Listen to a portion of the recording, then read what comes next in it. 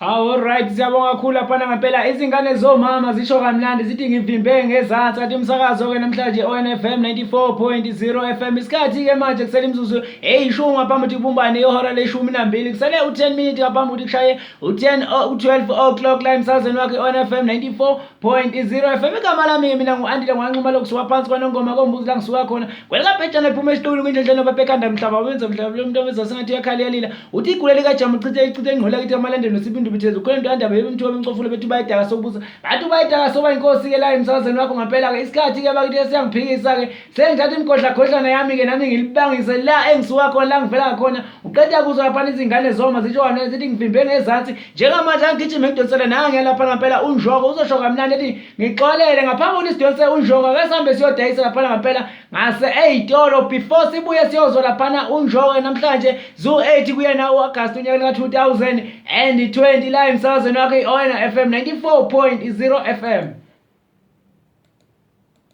Do you want to advertise with us?